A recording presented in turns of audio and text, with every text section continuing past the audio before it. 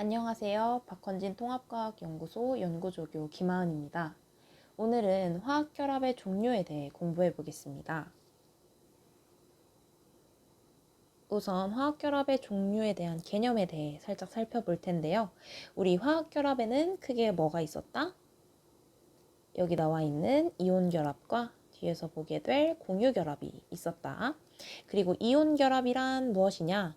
금속 원소가 가진 전자를 비금속 원소에게 전달함으로써 금속 양이온과 비금속 음이온 사이에 정전기적 인력으로 형성되는 화학결합이었습니다. 대표적인 예시로 이 밑에 나와 있는 NaCl이 있었죠.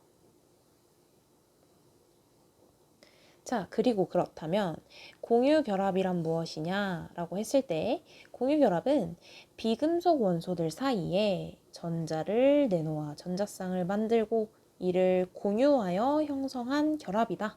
즉, 공유전자쌍, 이러한 공유전자쌍을 형성하여 만드는 결합이다 라는 거 배웠습니다.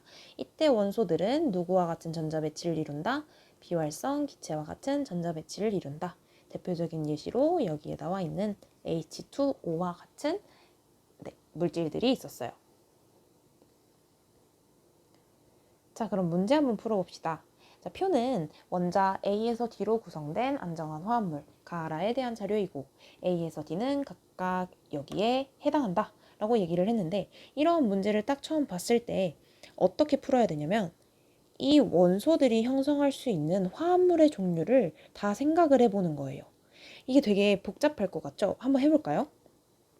자, 먼저 NA가 형성할 수 있는 결합, 금속이기 때문에 얘는 비금속인 F와 결합할 수 있겠죠. NaF 형성할 수 있고, 그리고 Na2O라는 물질을 형성할 수 있을 거예요. 마찬가지로 마그네슘, 금속인 마그네슘은 NaF2라는 물질을 형성할 수 있겠고, MgO라는 이온 결합 물질을 형성할 수 있겠죠. 그리고 또 하나의 경우, 이 산소와 플루오린, 비금속과 비금속 사이의 결합, 우리 아까 무슨 결합이랬죠? 그치, 공유결합 또 생각을 해줘야 합니다. 이때 형성할 수 있는 결합은 OF2 화합물을 형성을 할 수 있겠죠. 이 경우가 끝이에요. 생각보다 되게 많이 없죠. 그래서 이러한 문제를 처음 접했을 땐 이 주어진 원소들 중에서 원소들이 어떤 화합물을 형성할 수 있는지를 경우의 수를 생각해 본다. 이게 첫 번째 단계가 되겠습니다. 자, 그러면 문제에 나와 있는 조건을 한번 같이 살펴볼게요. 자, 문제를 보니까 화학식의 구성 원자수에 3개짜리가 3놈이 있네. 나다라. 문제. 근데 여기서 보니까 우리가 구해놓은 화합물들 중에 구성 원자수가 3개인 게 딱 3개가 있어요. 아, 그럼 얘네가 각각 나다라에 해당을 하겠구나 라는 것까지 생각을 해볼 수 있겠고, 그럼 여기서 나다를 한번 비교해 볼까요? 나다를 비교했을 때 1대 2로 존재를 하는데 그 중에 2를 차지하는 게 같은 놈이네. 찾아봅시다. 누구예요? 그쵸, F. F가 2개씩 들어간 게 나와 다구나. 즉 C가 바로 F구나 라는 걸 확인을 해볼 수 있겠고, 그럼 자동적으로 라는 누가 되는 거예요? Na2O가 되겠죠.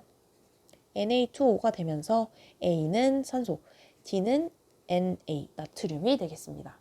자, 우리 나에서 그럼 A도 산소가 되는 걸 알 수 있고, 나는 OF2, 자동적으로 다는 MgO가 되면서 B는 Mg가 된다는 거 확인할 수 있었어요. 그리고 그럼 가도 누군지 알 수 있겠죠. 가는 Mg와 O의 결합, 즉 MgO가 되겠습니다. 자, 그럼 문제 한번 풀어볼게요. 이에 대한 설명으로 옳은 것만을 보기에서 있는 대로 골라라. B는 16족 원소이다. B 누구였어요? B, Mg, 즉 얘는 2족입니다. 그렇다면 틀린 보기가 되겠죠. 2족. 자, 2번. 전체 전자수분의 원자과 전자수. B는 누구였죠? 아까 위에서 Mg, 즉 전체 전자수는 12개, 원자과 전자수는 2개고, D는 전체 전자수 11개, 원자과 전자수 1, 즉 B가 더 크게 되겠습니다. 그래서 2번은 맞는 보기. 3번 A 누구였죠? A는 산소. 산소는 첫 번째 전자 껍질의 전자수 몇 개? 2개. 두 번째 전자껍질의 전자수는 6개로 3에 해당을 하는데 그럼 이 범위에 들어가는 게 아니겠네요. 3번은 틀린 보기. 5번 가에서 라 중 수용액 상태일 때 전기전도성을 가지는 물질? 이거 뭘 의미하는 거죠? 그쵸. 이온 결합 화합물 누구냐를 물어보고 있는 거예요. 물질 누구냐? 이때 가, 나, 다라를 보니까 가, 다라의 총 3가지 맞네요. 맞는 보기. 6번 C와 D가 안정한 화합물을 형성할 때 오케이. 위로 가보겠습니다. C가 누구였죠? 우리 F 그리고 D는 NA였습니다. NA와 F는 이온 결합 물질 NA가 금속이고 F가 비금속이니까 1대1의 개수비로 결합을 하게 될 거예요. 이온 결합 물질을 형성하게 될 텐데 이때 화합물 가의 구성 원자 수비와 동일하냐? 가를 보니까 1대1, 1대1 동일하죠? 그래서 맞는 보기. 그래서 답은 2번, 5번, 6번이 되겠습니다. 자, 그 다음 문제 한번 풀어볼게요. 자, 다음은 원자 번호 3번에서 20번에 해당하는 XZ에 대한 설명이다 라고 나와 있고 자, 조건 하나하나씩 살펴보겠습니다. 이온은 모두 18쪽 원소의 전자 배치를 갖는다 라고 얘기를 했고 원자 번호 크기에 대한 조건을 줬고 두 번째 자, 이 세 번째 표를 한번 볼게요. 이온의 전자수는 즉 위에서 18쪽 원소와 같은 전자 배치를 갖는다고 했기 때문에 이온의 전자수는 18쪽 원소의 전자수와 똑같을 거예요. 맞죠? 그러면 우리 18쪽 원소의 전자수, 헬륨, 네온, 아르곤에 대해서 생각을 해볼 수 있겠죠? 헬륨은 2개, 아르곤은 10개. 죄송해요. 네온은 10개, 아르곤은 18개가 될 테고 이 3가지 경우밖에 없겠죠. 왜? 3번에서 20번에 해당하는 원자들이었기 때문에 그럼 숫자가 딱 3가지 나올 수 있네요. 표를 보니까 3가지 경우가 딱 나와 있네. 그러면 얘가 2, 얘가 10, 얘가 18, 얘가 18에 해당하는구나 라는 걸 알 수 있게 되겠습니다. 그리고 여기서 아르곤의 전자 배치를 가질 수 있는 이온이 누굴까를 생각을 해보면 4주기 금속과 3주기 비금속이 있을 거고요. 마찬가지로 네온의 전자 배치를 가질 수 있는 애는 3주기 금속과 2주기 비금속이 있을 거예요.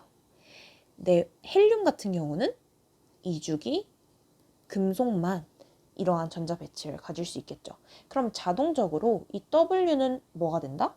2주기 금속이 된다. 라는 것까지 확인을 해볼 수 있었고 여기서 뭔가 더 알아내야겠는데 이 표에서는 알아낼 수 있는 게 없죠? 그럼 이 밑에 표도 한번 확인을 해봅시다.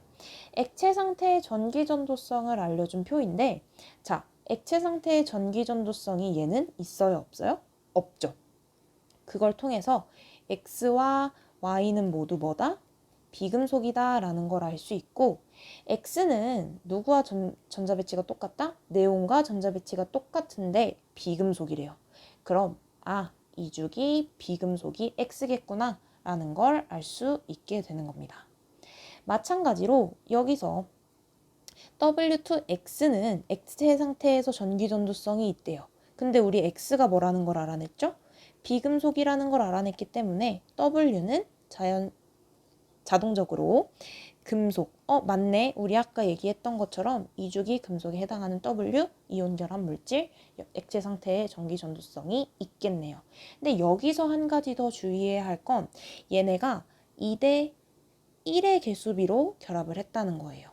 그렇다면 될 수 있는 경우 W 플러스 2개와 X2-가 결합해서 W2X를 생성했다라는 걸 알 수 있는데 그러면 우리 X 누군지 알 수 있겠네요.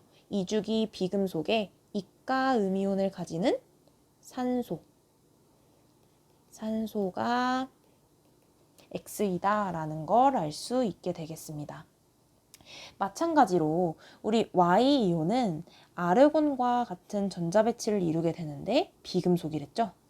그럼 얘는 3주기 비금속이 될 테고 3주기 비금속 중에 X와 결합해서 XY2를 형성할 수 있는 물질은 염소가 있겠습니다. 그래서 이렇게 종류를 알아낼 수 있고 W도 누군지 알 수 있겠죠? 우리 일가양이온 리튬이 될 거예요. 오케이. 그리고 자동적으로 이 Z이온 같은 경우는 원자 번호의 크기가 Y보다 커야 하기 때문에 3주기 비금속이 될 수는 없겠죠. 따라서 4주기 금속이 Z가 된다라는 것까지 알 수 있었고, 여기서 그럼 기억으로 빵꾸 뚫어놓은 ZX에 대한 정체도 우리가 구해 볼 수 있습니다. X 몇 마이너스였어요? 2 마이너스. 자동적으로 1대1로 결합한 Z는 2 플러스, 즉 4주기 금속인데 2 플러스, 양이온일 때 2 플러스를 가질 수 있는 건 칼슘이 되겠죠. 여기까지 알아낼 수 있었습니다. 그럼 보기 한번 풀어볼게요. 이에 대한 설명으로 옳지 않은 것만을 보기에서 있는 대로 골라라 라고 얘기를 했습니다. 그럼 1번은 있음으로 기억이 적절하다. ZX는 이온 결합 물질이었고 그럼 액체 상태에서의 전기 전도성이 있겠죠? 그래서 맞는 보기입니다. Z는 칼륨이었습니까? 아니요, 칼슘이었습니다. 원자가 전자수에서 전자가 들어있는 전자껍질수를 빼봐라. X는 산소였기 때문에 6-2, Y는 염소였기 때문에 7-3. 이 둘의 값은 4로 같네요. 틀린 보기가 되겠습니다. W와 Y는 1대1의 개수비로 결합을 하느냐? W는 아까 리튬, Y는 Cl이기 때문에 1대1의 개수비로 결합하는 거 맞네요. 근데 공유 결합 물질이 아니라 이온 결합 물질이었죠. 틀린 보기가 되겠습니다. 그리고 Y와 Z가 결합하여 형성된 화합물은 제설제로 이용할 수 있다라고 했는데 일단 위로 올라가 볼게요. Y는 Cl, Z는 CA라고 했으니까 얘네 둘이 형성하는 화합물 CaCl2, 염화칼슘 대표적인 제설제가 되겠죠. 맞는 보기. 그래서 답은 옳지 않은 것 2번, 3번, 4번이 되겠습니다. 네, 지금까지 박헌진 통합과학연구소 연구조교 김하은이었습니다. 오늘 배운 여러 가지 원소들이 주어지고 그 원소들로 이루어진 화합물에 대한 조건이 주어졌을 때 경우의 수를 생각해 본다는 거, 화합물에 어떤 화합물들이 만들어질 수 있는지 그 경우의 수를 통해 문제를 풀이할 수 있다는 거 확인을 해봤고, 그리고 18족 원소와 같은 전자 배치를 이뤘을 때 4주기 금속이면 아르곤과 같다, 2주기 금속이면 헬륨과 같다 라는 이러한 특징을 이용해서 문제를 풀이할 수 있었다는 거 꼭 한번 기억해 주시면 좋겠습니다. 감사합니다.